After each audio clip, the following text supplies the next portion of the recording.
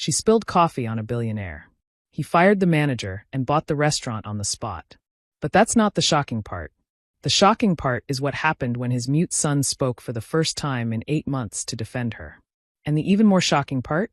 She was the daughter of the man he supposedly destroyed. This isn't a fairy tale. This is a true story about revenge, forgiveness, and the day one mistake revealed a truth that changed 3 broken lives forever. Stay with me, because the twist in this story will leave you speechless. Welcome to Voice of Granny. While you are here, please hit the subscribe button and comment your view on the story and where you're watching from. Let me tell you about the day that changed 3 broken lives forever. It happened in London, on a cold November evening when the rain was coming down so hard you could barely see across the street. Picture this, a fancy restaurant called the Sterling Oak. The kind of place where everything costs more than most people make in a week. Crystal chandeliers hanging from the ceiling. Tables covered in white cloth so clean they almost glowed. And people dressed in suits that probably cost more than a car. That's where we meet our first character. Her name is Sophie Bennett, and she's 26 years old. But if you looked at her that night, you'd think she was older. Life had been hard on Sophie. Her blonde hair was pulled back tight. Her uniform was clean, but you could see it had been washed so many times the edges were starting to fray. And her eyes had that look of someone carrying the weight of the world. Sophie had been working since 6 in the morning. 2 shifts back to back. Her feet hurt so bad she wanted to cry. But she couldn't cry. She needed this job. Her mom was in the hospital dying from cancer, and the medical bills were piling up higher and higher every single day. The rent was late. The electricity company had sent a final notice. Sophie was drowning, and nobody was throwing her a lifeline. Sophie, table 12 needs coffee. Move it. That was Gerald, the restaurant manager. He was the kind of man who smiled at rich customers and treated staff like dirt under his shoes. Sophie grabbed the silver coffee pot. It was heavy, and her hands were shaking from exhaustion. She walked carefully through the restaurant, trying to be invisible. That's what people like her learn to do in places like this. Be invisible. Don't make eye contact. Just serve and disappear. Then she saw him. Table 12. In the private corner where they always put the most important guests. His name was Daniel Hart, and everyone in London knew who he was. At 38 years old, he was one of the richest men in the country. He owned Hart Pharmaceuticals, a massive company that made medicines. Daniel was tall, handsome in a cold sort of way, with dark hair going gray at the temples and eyes like ice. He wore a suit that probably cost £5,000, and he had that look that powerful men have, like the whole world existed just to serve him. But that's not what made Sophie's heart stop. Sitting next to him was a little boy, maybe 7 or 8 years old. The child looked exactly like Daniel, the same dark hair, the same features. But his eyes were different. They were sad. So incredibly sad. The boy sat completely still, staring at nothing, while his father typed on his phone, completely ignoring him. Sophie approached the table, her hands trembling. "Your coffee, sir," she whispered. Daniel didn't even look up from his phone. Just kept typing. Sophie began to pour. The coffee streamed into the cup, dark and steaming. She was almost done when it happened. The little boy suddenly reached out for something on the table. His small elbow bumped Sophie's arm. Just a tiny bump, but it was enough. The coffee pot tilted. Hot coffee splashed across the white tablecloth. It spilled onto Daniel's lap, soaking his expensive trousers. Drops splattered onto his Italian leather shoes. Time seemed to stop. The entire restaurant went silent. Forks stopped halfway to mouths. Conversations died mid-sentence. Everyone turned to look. Sophie stood there frozen, the coffee pot still in her hand, watching the dark stain spread across Daniel Hart's lap. Her face went white. This was it. She was fired. And without this job, her mum would die in that horrible public hospital ward. "Oh my God," Sophie gasped. "Sir, I'm so sorry. I didn't mean." Daniel slowly put down his phone. He looked at his ruined trousers. Then he looked up at Sophie. His face showed nothing. Not anger. Not surprise. Nothing. Like he was made of stone. "You clumsy idiot." Gerald came running from across the restaurant, his face red with rage. He grabbed Sophie's arm so hard it hurt. "Mr. Hart, I apologize from the bottom of my heart. This girl is incompetent. She's fired. Right now. Immediately." Gerald turned on Sophie, and she could see the hatred in his eyes. "Get out. Don't even change out of your uniform. Just get out before I have you arrested. Please, Sophie begged, tears filling her eyes. Gerald, please. I need this job. My mom is sick. I'll pay for the cleaning. I'll work extra shifts for free. Please don't do this. Get out. Gerald shoved her slightly. That's when something unexpected happened. The little boy, who had been sitting so quietly, suddenly jumped up from his chair. He ran to Sophie and wrapped his small arms around her waist, pressing his face into her apron. No, the boy screamed. His voice was rough, like he hadn't used it in a long time. Don't hurt her. It was me. I bumped her. Don't hurt her. The restaurant gasped. Sophie looked down at this child she'd never met, who was now defending her with everything he had. But the biggest reaction came from Daniel Hart. He stood up slowly, staring at his son like he was seeing a ghost. His face had gone pale. His hands were shaking. Oliver, Daniel whispered. You spoke. The little boy, Oliver, was crying now, but he didn't let go of Sophie. Don't hurt her, Dad. Please don't hurt her. She's nice. Daniel Hart, the man who could buy and sell people like they were nothing, stood there looking at his son with tears in his eyes. Because Oliver hadn't spoken a single word in 8 months. Not since the day his mother died. The silence in that restaurant was so thick you could cut it with a knife. Everyone was staring at Daniel Hart and his son, Oliver, who was still clinging to Sophie like she was the only safe thing in the world. Daniel walked around the table slowly.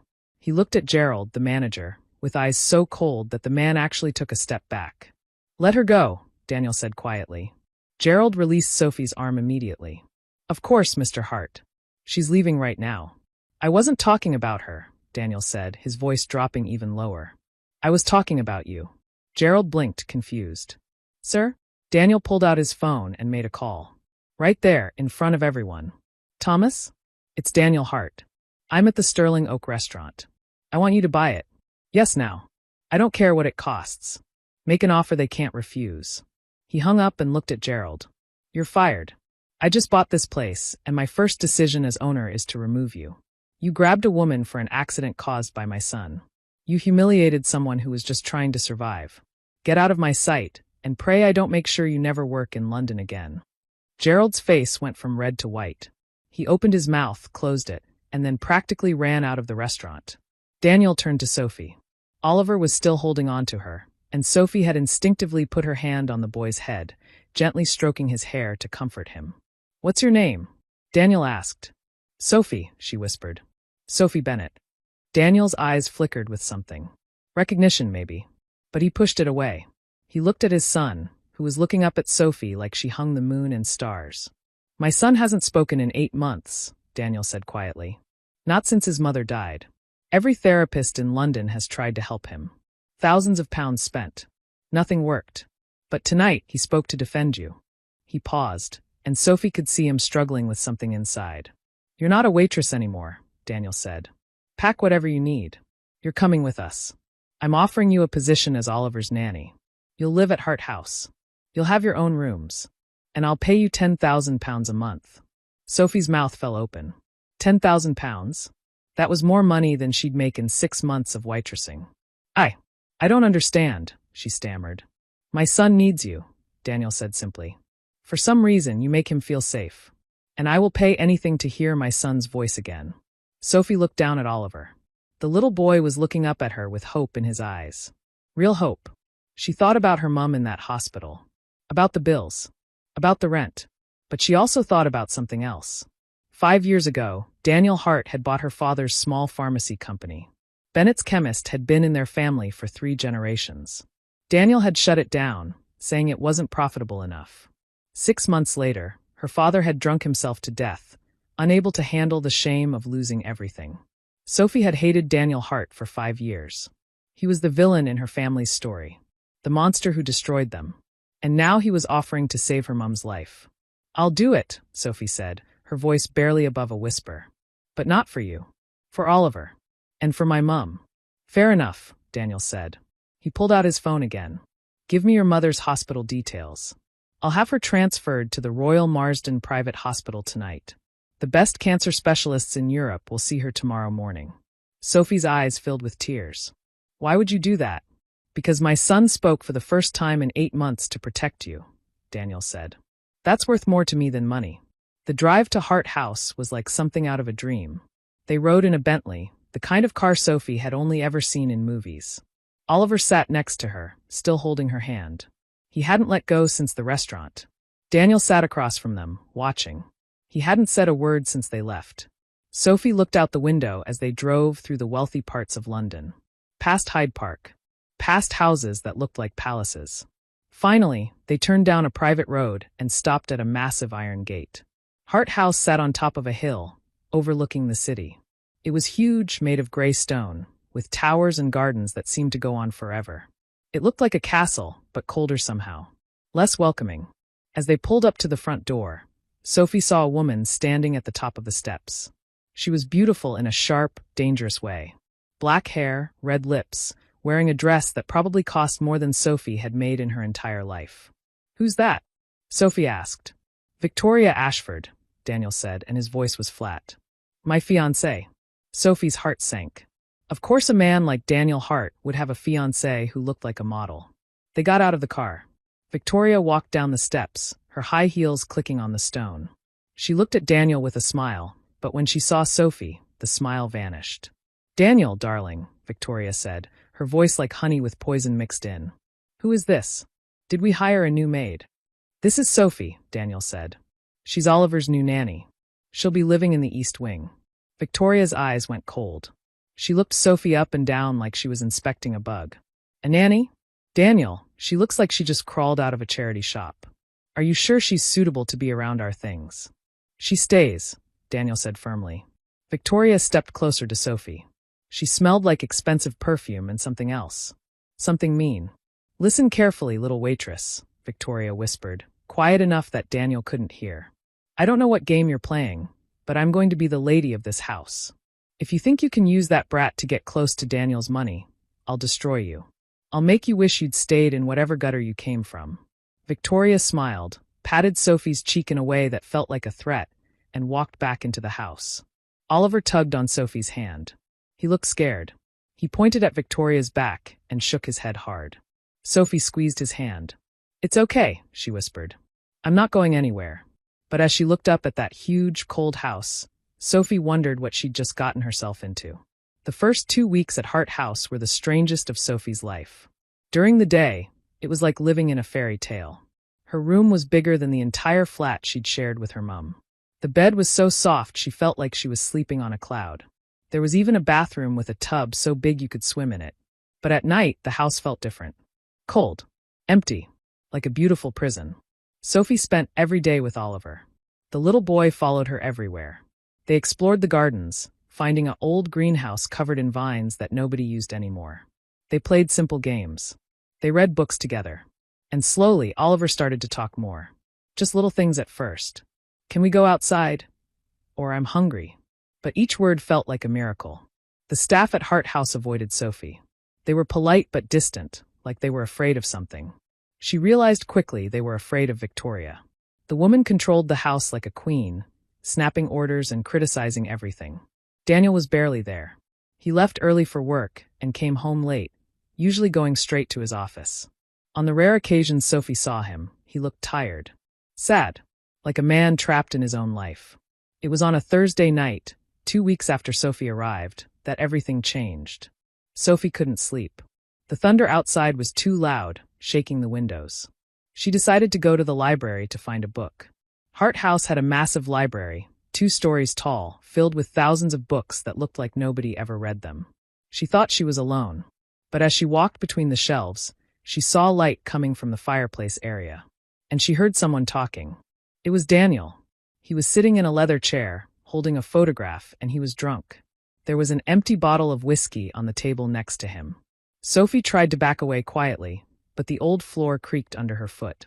Daniel's head snapped up. "Who's there?" "It's just me," Sophie said, stepping into the light. "I'm sorry. I couldn't sleep. I'll go." "No," Daniel said. His voice was slurred. "Stay. Sit down. Have a drink with me." "I don't think that's a good idea, Mr. Hart." "Daniel," he said. "Call me Daniel. And sit. That's an order from your employer." Sophie sat carefully in the chair across from him. She could see the photo in his hands now. It was a woman, beautiful and laughing, holding baby Oliver. She looked so happy, so full of life. "Oliver's mother," Daniel said, seeing where Sophie was looking. Catherine. She was everything good in the world. And I killed her. Sophie froze. What? Everyone thinks it was an accident, Daniel continued, taking another drink. Car crash. Drunk driver hit her on a rainy night. That's the official story. But she was only in that car because of me. He looked up at Sophie, and she could see the pain in his eyes. Real, raw pain. We had a terrible fight that night, Daniel said. I just bought this company. Bennett's Chemist. A small pharmacy chain. The owner had been running it into the ground, stealing from the pension fund to cover his gambling debts. I bought it to save the jobs, to pay out the workers. Sophie felt like she'd been punched in the stomach. What did you say? Bennett's Chemist, Daniel repeated. The owner, Robert Bennett, had destroyed everything. But Catherine didn't see it that way. She thought I was being cruel. She said I'd lost my soul, that all I cared about was money and power. Sophie could barely breathe. Her father. Daniel was talking about her father. She took Oliver and left, Daniel continued, not noticing Sophie's reaction. Said she was going to her sister's house. 2 hours later, the police called. She was dead. And I signed the papers to close Bennett's the next morning. I was angry at the world, so I destroyed that company. I fired everyone. I was cruel because I was broken. My father, Sophie whispered, tears streaming down her face. Robert Bennett was my father. Daniel went completely still. The drunken haze cleared from his eyes instantly. He stared at Sophie like he was seeing her for the first time. Bennett, he repeated. Sophie Bennett. Oh God. He killed himself, Sophie said, her voice shaking with anger and pain. 3 months after you closed the company. He lost everything. He couldn't face us. So he hanged himself in our garage. My mum found him. Daniel stood up, swaying slightly. He walked to a desk in the corner and unlocked a drawer. He pulled out a thick folder and dropped it on the table between them. Read it, he said quietly. Sophie opened the folder with shaking hands. Inside were police reports, bank statements, audit records. And there, in the middle, was a letter in her father's handwriting. I have failed everyone. I took the pension money to pay my gambling debts. I lied to my family. I lied to my workers. Daniel Hart is buying the company to pay them what I stole. He's covering for me so my family won't know what I did. God forgive me. The letter was dated 2 days before Daniel bought the company. Sophie read it 3 times, each word cutting deeper. Her father hadn't been a victim. He'd been a thief, a gambler. And Daniel Hart, the man she'd hated for 5 years, had actually tried to save everyone. He'd let the world call him a monster to protect her father's memory. I'm sorry, Daniel said quietly. I should have found you. Should have made sure you and your mother were okay. I was drowning in my own grief, and I let you suffer. That's on me. Sophie looked up at him through her tears. 5 years of hatred crumbled in an instant. They were both just broken people, carrying guilt that wasn't entirely theirs to carry. I hated you, Sophie whispered. For so long, I hated you. You had every right to, Daniel said. They sat there in the silence, 2 damaged souls finally seeing each other clearly. Then they heard a sound. A small gasp from the doorway. They both turned. Victoria was standing there, her phone out, recording everything. Well, Victoria smiled, her voice dripping with venom. This is perfect. The billionaire and the daughter of the thief he destroyed. Wait until my lawyer sees this. Wait until the press hears this story. She turned and walked away, her laughter echoing through the house. Daniel looked at Sophie. For the first time since they'd met, she saw real fear in his eyes. She's going to destroy us both, he whispered. Sophie couldn't sleep that night. She lay in her huge bed, staring at the ceiling, her mind racing. Victoria had that recording. She would use it to destroy Daniel, to take his money, and probably to throw Sophie out onto the street. But it wasn't just about the money anymore. Sophie kept thinking about Oliver. That sweet, broken little boy who was just starting to heal. What would happen to him if Victoria got her way? The next morning, Daniel called Sophie to his study. When she walked in, she found him standing by the window, looking out at the gray London sky. He looked like he hadn't slept either. Sophie, he said, turning to face her. I need to tell you something. I know, Sophie said. Victoria is going to blackmail you. Yes, Daniel said. She wants half of everything. The company, the houses, the money. And she wants custody of Oliver. Sophie felt sick. Custody? But she hates him. I've seen the way she looks at him. I know, Daniel said quietly. But British law is complicated. We're engaged. We've been together for 2 years. Her lawyers will argue that Oliver needs a mother figure. He walked over to his desk and sat down heavily. I've been a fool, Sophie. Victoria was Catherine's best friend. After Catherine died, Victoria was there. She helped with the funeral. She listened when I grieved. I thought maybe I could learn to love again. But I was wrong. Why did you propose to her? Sophie asked. Because I was lonely, Daniel admitted. Because this house is too big and too empty. Because Oliver needed a mother, and I'm a terrible father. His voice cracked. I thought I could make it work. But Victoria doesn't love me. She loves what I can give her. Sophie sat down across from him. What are you going to do? Daniel looked at her, and something in his eyes changed. It wasn't the cold look anymore. It was determination. I'm going to fight, he said. For Oliver. For the truth. For what's right. That night, Daniel called a family meeting. He gathered everyone in the dining room. Victoria, Sophie, and his head of security, a serious man named James. Victoria walked in looking smug, dressed in white like she'd already won. Daniel, darling, she purred, sitting at the head of the table. Have you thought about my proposal? Half of everything, or I release that video. Your choice. Daniel stood at the other end of the table. He looked calm. Too calm. Victoria, he said. I have a better idea. How about you leave this house with nothing, and I don't send you to prison? Victoria laughed. Prison? For what? I haven't done anything illegal. James, Daniel said. The security man placed a tablet on the table in front of Victoria. He pressed play. The video that showed up wasn't the one Victoria had recorded. It was security footage from inside the house. The date stamp showed it was from 3 months ago. On the screen, Victoria was in Daniel's office, copying files from his computer onto a USB drive. The footage showed her taking documents, photographing confidential papers, sending messages on her phone. Corporate espionage, Daniel said calmly. You've been selling my company's research to my competitors. New drug formulas that cost millions to develop. You sold them to Rothwell Pharmaceuticals for £2 million. The money is sitting in a bank account in the Cayman Islands under your mother's name. Victoria's face went white. That's fake. You edited that. We have the bank records, James said, placing a folder on the table. We have the emails. We have everything. But that's not all, Daniel continued. He pressed another button on the tablet. This time it was audio. Victoria's voice, sharp and cruel, echoing through the speakers. You useless little brat. Stop crying or I'll give you something to cry about. Your precious daddy doesn't care about you anyway. He wishes you died instead of your mother. Sophie gasped. It was Victoria talking to Oliver. You could hear the little boy sobbing in the background. That was from last month, Daniel said, his voice hard as steel. When I was away on business. You locked my son in a closet for 4 hours because he accidentally spilled juice on your dress. Victoria stood up, her chair falling backward. You can't prove any of this. Those recordings could be anyone. The police are outside, Daniel said.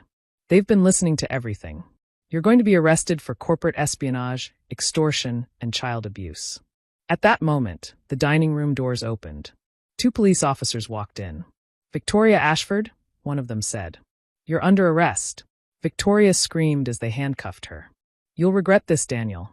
I'll tell everyone about her father. About the gambling. About everything. Go ahead, Daniel said calmly. I released the audit files myself this morning. The whole story is already public. Your father was a thief who tried to cover his tracks, Sophie, but I paid back every worker who lost their pension. The world knows the truth now. Victoria was dragged out of the room, still screaming threats. When the door closed behind her, Sophie realized she was shaking. Daniel walked over and sat next to her. Are you all right? He asked gently. You released the truth about my father, Sophie said. Everyone will know he was a criminal. Everyone will know he was a desperate man who made mistakes, Daniel corrected. And that I tried to help. I'm tired of secrets, Sophie. Tired of lies. The truth might hurt, but it's better than living in darkness. Sophie nodded slowly. Then something occurred to her. How did you know about Victoria? About the espionage? Daniel almost smiled. I suspected for months. So I set up cameras everywhere. I was gathering evidence. Last night, when she recorded us, she gave me the excuse I needed to act. You played her, Sophie realized. I protected my family, Daniel said. He reached out and took her hand. You and Oliver. You're my family now. And I will never let anyone hurt you again. Sophie looked at him and saw something she never expected to see. Love. Real, honest love. 3 months later, London was covered in snow. The city looked like a Christmas card, all white and sparkling under the streetlights. Sophie stood in front of the mirror in her room at Hart House, adjusting her dress. It was simple but beautiful, deep blue velvet that made her eyes shine. Her mum had helped her pick it out last week. Her mum. Sophie still couldn't believe it sometimes. Sarah Bennett was in remission. The cancer was gone. She'd moved into the guest house at Hart House, laughing and smiling again, looking 10 years younger. There was a knock on the door. "Come in," Sophie called. Oliver walked in, dressed in a little suit, his hair combed neatly. He was grinning from ear to ear. "Sophie, Dad says it's time," Oliver said. His voice was strong now, full of joy. He talked constantly these days, making up for all the months of silence. "Everyone's waiting." Sophie's heart swelled with love for this little boy. He'd changed so much. He laughed now. He played. He was starting school next month, excited to make friends. "How do I look?" Sophie asked, giving him a spin. "Like a princess," Oliver said seriously. Then he held out his hand. "Will you come with me?" Sophie took his hand, and together they walked downstairs. Hart House had been transformed. The cold, empty halls were now filled with lights and flowers and warmth. There were only 20 people there, all people who mattered. Sarah, glowing with health. James, the security man, who'd become a good friend. A few of Daniel's colleagues who'd proven to be genuine. Oliver's new therapist, who'd helped him so much. They gathered in the library, the room where Sophie and Daniel had first shared their truths. The fireplace was burning bright, casting a warm glow over everything. And there was Daniel, standing by the fire, wearing a dark suit, his eyes fixed on Sophie as she entered. He looked different now. The ice was gone from his eyes. He smiled more. He laughed with Oliver. He'd started working less, spending time at home, being present. Sophie walked toward him, her heart pounding. This wasn't a wedding. Not yet. They'd agreed to take things slow, to build something real and solid, not rushed by drama or trauma. This was something else. Something they'd created together. Daniel took Sophie's hands. 3 months ago, he said, speaking to everyone, I was a ghost. I was going through the motions of life, but not really living. I'd lost my wife. I'd lost my connection to my son. I'd lost myself. He looked at Sophie. Then this woman spilled coffee on me. Everyone laughed. Sophie felt tears prick her eyes. She came into my house, into my life, and she brought the light back, Daniel continued. She gave me my son's voice. She gave me the courage to face the truth. She gave me hope. He turned to Oliver. Son, come here. Oliver bounded over, standing between them. Oliver, Daniel said, kneeling down to his level. I've been a terrible father. I was so lost in my own pain that I forgot you were hurting too. But Sophie showed me how to be better. She showed both of us how to heal. He looked up at Sophie. So today, I'm not asking you to marry me. Not yet. Today, I'm asking you something more important. Daniel reached into his pocket and pulled out a small box. But when he opened it, there wasn't a ring inside. There were 3 keys.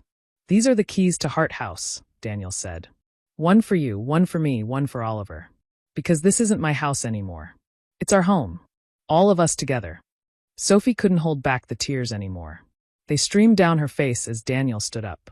Sophie Bennett, he said softly. Will you build a life with us? No secrets, no lies, just truth and love and family. Sophie looked at Daniel. Then at Oliver, who was looking up at her with hope shining in his eyes. Then at her mum, who was crying happy tears in the front row. Yes, Sophie whispered. 1,000 times yes. The room erupted in applause. Oliver threw his arms around both of them, and they stood there in a group hug, the 3 of them, a family born from broken pieces but whole now. Later that night, after everyone had gone home, Sophie found Daniel in Oliver's room. Oliver was asleep, clutching his wooden wolf toy, a peaceful smile on his face. Daniel was sitting on the edge of the bed, just watching his son breathe. Sophie sat next to him. What are you thinking? She whispered. I'm thinking about second chances, Daniel said quietly. I thought my life was over when Catherine died. I thought I'd destroyed too much, hurt too many people, lost too much to ever be happy again. He took Sophie's hand. But maybe that's not how life works. Maybe we get broken so we can be put back together stronger. Maybe the mistakes we make, the pain we go through, maybe it's all leading us to where we're supposed to be. Sophie leaned her head on his shoulder. Your wife, she said gently. Catherine. Tell me about her. Daniel smiled, a sad but genuine smile. She would have liked you. She was fierce like you. She didn't let me get away with anything. She called me out when I was being cold or cruel. I'm not trying to replace her, Sophie said. I know, Daniel said. And that's why this works. You're not Catherine. You're Sophie. And I'm not the man I was when she was alive. I'm someone new. Someone better, I hope. He turned to look at her. We're all someone new now, built from the ashes of who we used to be. Sophie thought about that. She thought about the scared, exhausted waitress she'd been 3 months ago. About the bitter, angry daughter who'd hated a man she didn't really know. That person was gone now. In her place was someone stronger. Someone who'd learned that forgiveness wasn't about forgetting the past. It was about choosing not to let the past destroy your future. I love you, Sophie said. The words came out easily, naturally, like they'd been waiting to be said. Daniel's breath caught. He turned to her fully, cupping her face in his hands. I love you too. I didn't think I could love again. But you made me remember what it feels like to be alive. They kissed there in Oliver's room, with the nightlight glowing softly and the snow falling outside the window. It wasn't a kiss from a fairy tale. It was better than that. It was real. 1 year later, they did get married. In the old greenhouse that Sophie and Oliver had discovered, now restored and filled with flowers. Sarah walked Sophie down the aisle. Oliver was the ring bearer, talking a mile a minute about how he got to wear a bow tie. Daniel cried when he saw Sophie in her wedding dress. Not tears of sadness, but tears of gratitude. Gratitude for second chances. For broken things that could be fixed. For the day a scared waitress had spilled coffee on his lap and changed everything. So that's the story. The story of how one mistake, one moment of clumsiness, led to the healing of 3 broken hearts. Because sometimes the worst moments in our lives are actually the beginning of our best ones. Sometimes the people we think are our enemies are actually our salvation. Sometimes forgiveness is the bravest thing we can do. Daniel thought he was saving Sophie. But really, she saved him. She saved Oliver. And in the process, she saved herself. They learned that families aren't just born. They're built, piece by piece, day by day, with patience and love and the courage to face the truth. And they learned that home isn't a place. It's the people who stand by you when everything falls apart. The people who see you at your worst and choose to stay anyway.